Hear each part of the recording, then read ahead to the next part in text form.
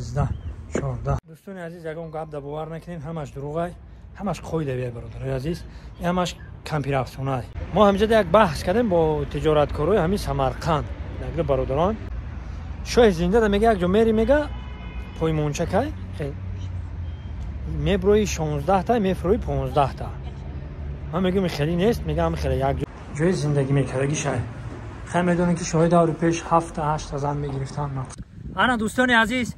با کل هموطنان و غریبانی در شهر مسکو بوده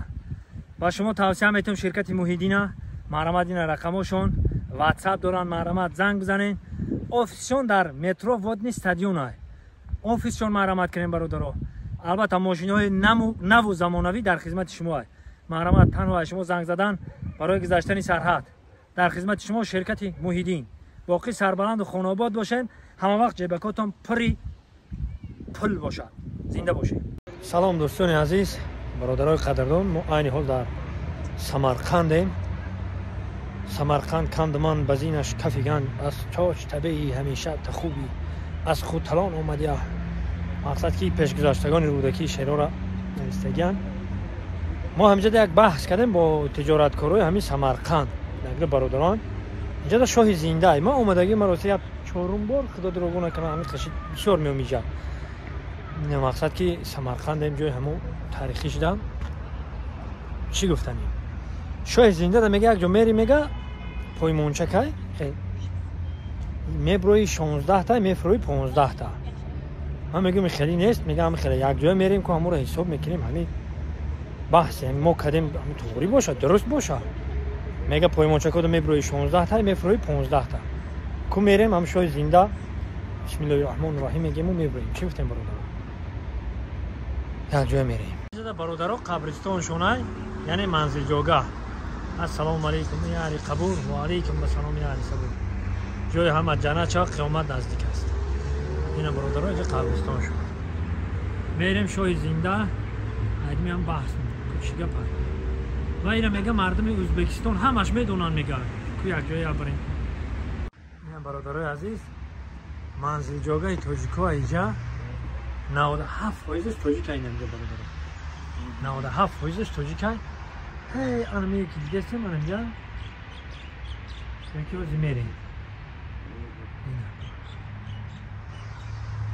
این برادرها اومدیم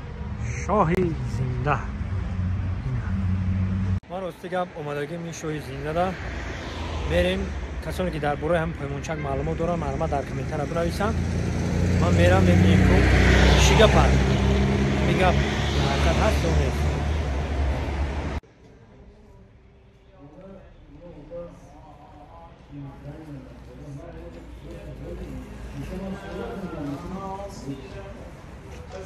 اینا برادرها بسم الله الرحمن الرحیم میکنیم سر میکنیم من پایمونچه که خمون یه برون حساب کتاب میکنیم شما هم قطور میحساب کنید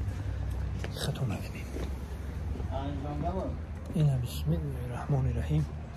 اینا برادرها اینم پایمونچه که اینا میبروی دوستان عزیز شما هم حساب کنید خطور بسم الله الرحمن الرحیم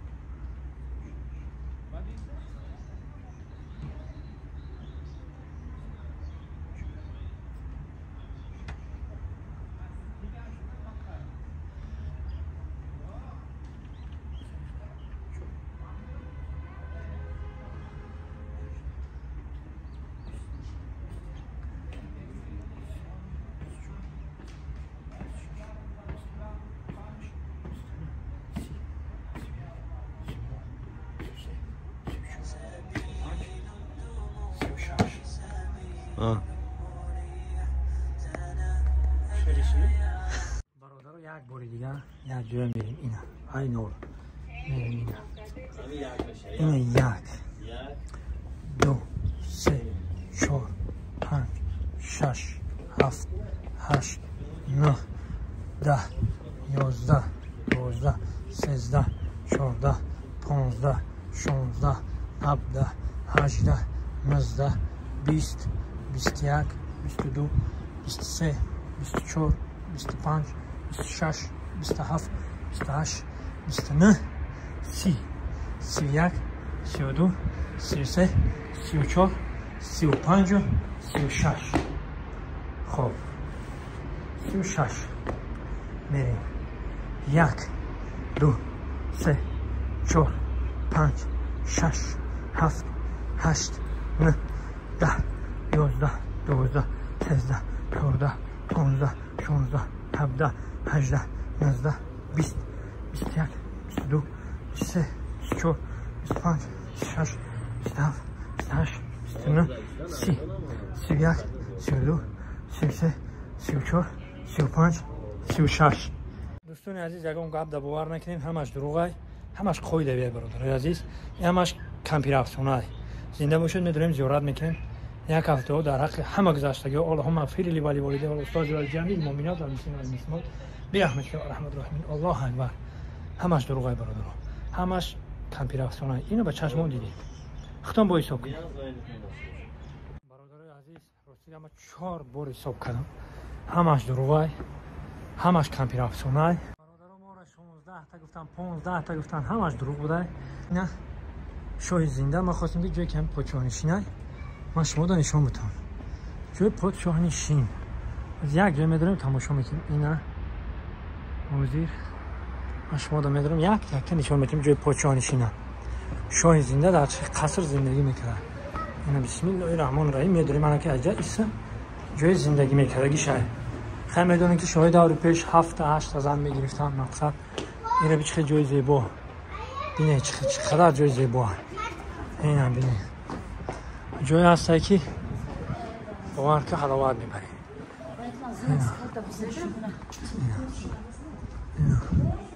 چقدر جای زیبا جای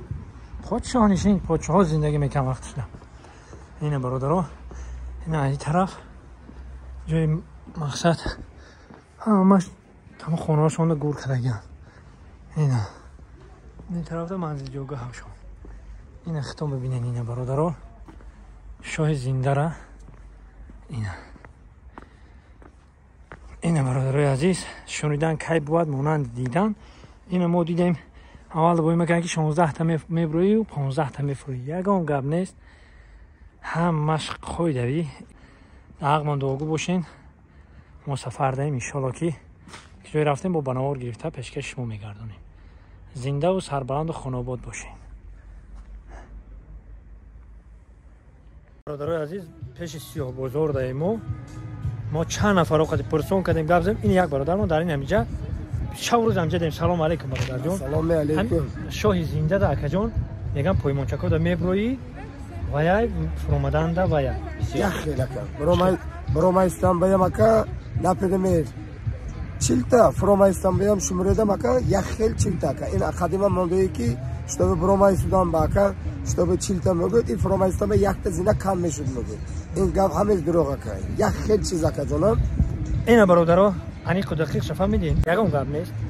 زنده باشه سربلند باشه خداوند یارو مددگار باشه اکا جونم همه انیقه یکم گپ باشه اکا رحمت اکا تنو رحمت اکا زنده باشه سمرقند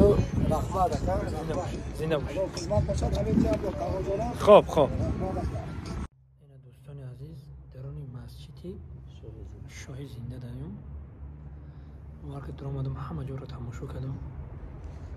یک سنگ مرمرش ممکن که اهمی ماشینی که خمونه های میکنیم همه قیمت باشه قدر یارو خدا دادایی بود کجا رفتم همه زیری خاک الان که دنیا وفا نمیکنه هیچ کدام دنیای بی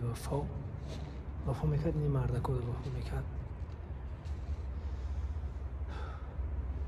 خیلی میفهم یکی